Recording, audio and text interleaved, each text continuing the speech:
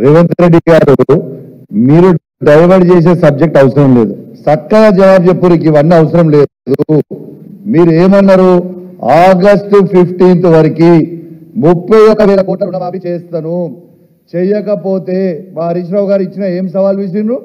మీరు 31,000 కోట్లని రుణమాఫీ చేస్తే 15వ తారీఖు నేను రాజీనామా చేసి వెళ్ళిపోతా అన్నాడు. మరి ఇవాళ ఎన్ని కోట్ల రూపాయల రుణమాఫీ చేసినావు రేవంత్ రెడ్డి గారు? మీరు చెప్పండి. ఇలా రేవంత్ రెడ్డి గారు మీరు చెప్పింది ఏంది? అసెంబ్లీ ఎలక్షన్లలో 40,000 కోట్ల రుణమాఫీ చేస్తామన్నారు. పార్లమెంట్ ఎలక్షన్లు వచ్చే వరకు 9,000 కోట్లు ఎగరగొట్టిరు, 31,000 కోట్లని రుణమాఫీ చేస్తామని చెప్పిర్రు. బడ్జెట్లో ఎంత పెట్టిరు? 26,000 కోట్ల రుణమాఫీ చేస్తామని పెట్టిర్రు. మీరు చేసిన రుణమాఫీ ఎంత? 17,934 కోట్ల రూపాయల రుణమాఫీ మీరు చేసిర్రు. అంటే 31,000 కోట్ల రుణ 7,934 కోట్ల రుణమాఫీ చేసి కేవలం 22,50,000 మందికి మాత్రమే చేసి కేవలం 46% మాత్రమే మీరు కంప్లీట్ చేసి బ్యాలెన్స్ ఉన్న 54% అట్టనే ఇచ్చిపెట్టి ఇంకా ఇక సిగ్గు లజ్జా మానం లేకుండా హరీష్ రావు గారిని తిడుతున్నాను. నీకు సిగ్గు శరం ఉంటే ఇయాలన ప్రజలకి క్షమాపణ చెప్పి మన అమరవీరుల స్తూపం దగ్గర ముక్కు భూమికి రాకి తప్పైపోయింది, నేను ఆ రోజు చెప్పింది ఒకటి అది చేసింది ఒకటి అని చెప్పు. ఇలా ఎల్లమ్మ మీద ఒట్టంటివి, పోషమ్మ మీద ఒట్టంటివి, పెద్దమ్మ మీద ఒట్టంటివి, ఇలా రైతులకి ఇలా మోసం చేస్తేవి. ఇలా రైతులతో పాటు యావత్ రైతులతో ఉట్టి కేవలం రైతులనే మీరు మోసం చేయలే.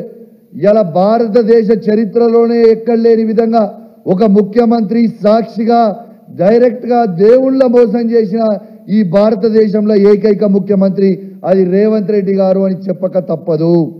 నువ్వేమో తిడుతుంటే బాగా గొప్ప అనుకుంటున్నావానే, మాకు తిట్లు రావానే? నీకంటే నీ అయ్య తాత కంటే ఎక్కువ తిట్లు మాకు వస్తుంది, కానీ మాకు సంస్కారం అడ్డం వస్తుంది. కాబట్టి నీకు కాదు మేము ఇజ్జత్ ఇచ్చేది, ఆ కుర్చీకి ఇజ్జత్ ఇస్తున్నాం. ఇవాళ వాస్తవంగా చెప్పాలంటే రేవంత్ రెడ్డి గారి మూసీ కంటే ఎక్కువ కంపు రేవంత్ రెడ్డి గారి నోరు కొడుతూ ఉంది.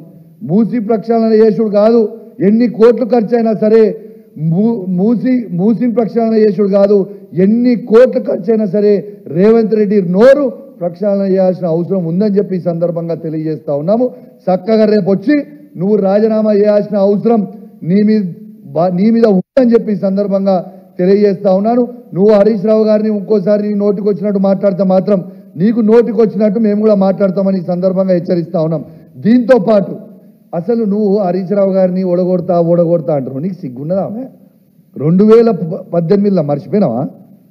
నిన్ను కొడంగల్లా చిత్తుగా కేసీఆర్ గారి నాయకత్వంలో హరీష్ రావు ఇన్ఛార్జ్ ఉండే నేను ఆల్రెడీ ఓడగొట్టిండు కదా, ఇంకా సిగ్గు రాలేదా? ఇంకా శరం రాలేదా?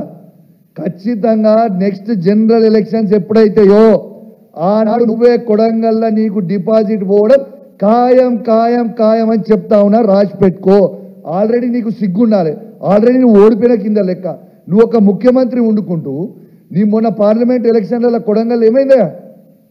నీకు అసెంబ్లీ ఎలక్షన్లో 33,000 మెజార్టీ వస్తే మొన్న పార్లమెంట్ ఎలక్షన్లో 22,000 మెజార్టీ వచ్చింది. సిగ్గు లేకుండా నువ్వు ఆల్రెడీ ఓడిపోయినావు కదా అని చెప్పి